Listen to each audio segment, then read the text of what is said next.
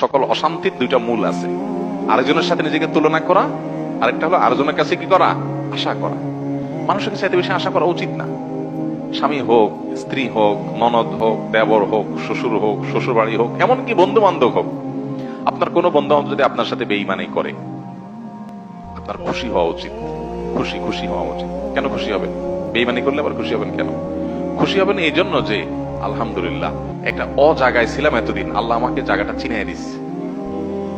ও যদি বেঈমানিটা এখন না করতো, আমারে আরো কিছুদিন বাড়ায়া তারপরে করতো, আমি আরো বেশি ক্ষতিগ্রস্ত হইতাম। আল্লাহর শুকর, আলহামদুলিল্লাহ আমি যে জায়গায় সময় ব্যয় করছি, এরকম জিগরি দোস্ত বানায় রাখছি, ও আসলে কালসাপ, এটা আল্লাহ তাআলা আমারে জানাই দিছে। আলহামদুলিল্লাহ, আমি খুশি হয়ে যাব। নেগেটিভ জিনিসটাকেও পজিটিভ ভাবে আমরা দেখতে পারি। যত হতাশা আছে, এই হতাশা দূর বেশিরভাগ ক্ষেত্রে হয়ে যাবে শুধু মেন্টালিটি পরিবর্তন করলে। আল্লাহ আমাদেরকে সেই তৌফিক দান করুন।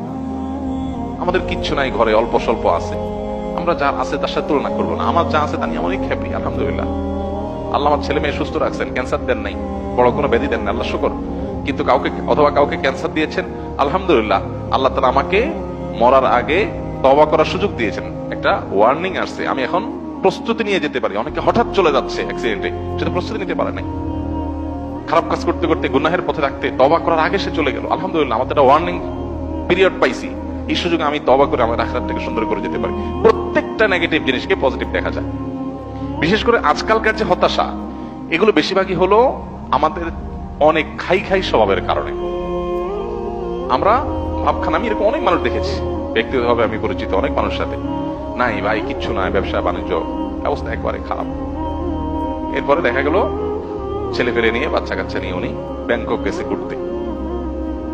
ভাই ব্যাংকক গেছেন ঘুরতে, আপনার না খুব অসুবিধা? ভাই এইটা তো 10-20-50 লাখ তো অ্যাকাউন্টে আছে, এটা তো কোনো ইয়ে না। আমি কোটি কোটি টাকার যে ব্যবসা আছে আমি সেটা কথা বলতেছি, ফ্যাক্টরি গুলো বন্ধ, হামতাম, কিন্তু ওনার সব চলতেছে। মানুষের চাহিদা যত বাড়ে সে তত দুঃখী হয়, চাহিদা যত কমে সে তত সুখী হয়। এই জন্যই কানাআত বা অল্প তুষ্ট থাকার শিক্ষা নবী সাল্লাল্লাহু আলাইহি ওয়াসাল্লাম দিয়েছেন।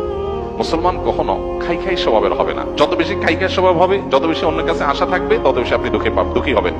এই জন্য এই জিনিসটা ছাড়তে হবে। কারোর কাছে আশা খুব বেশি করা যাবে না, এবং অন্যের সাথে কম্পেয়ার করা যাবে না। বিশেষ করে অন্য আমার চাইতে ভালো থাকলে ওটার ব্যাপারে কম্পেয়ার করা যাবে না। পৃথিবীতে আল্লাহ ছাড়া আর কারোর ব্যাপারে আশাবাদী থাকবেন না। এমনকি নিজের মা বাপও না, নিজের স্ত্রীও না, স্বামীও না, সন্তানও না, ভাই বোনও না, জিগরি দোস্ত না, কারোর ব্যাপারে না। আশা করেন, খুব বেশি আশা করে বসে থাকেন না। আশা করার পাশাপাশি এটার জন্য প্রস্তুত থাকেন, যা আশা করতেছেন তার উল্টাটাও হতে পারে। মোচের তেল দিয়ে গেছেন, অনেক কিছু আশা করতেছেন, যা দেখেন জিরো।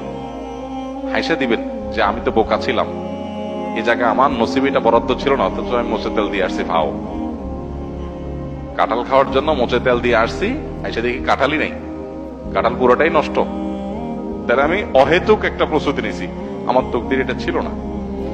তো ইমানদার নিজের জীবনটাকে ইজি করার চেষ্টা করবে, সে সুখী থাকবে ইনশাআল্লাহ তাআলা। আল্লাহ আমাদেরকে তৌফিক দান করুন।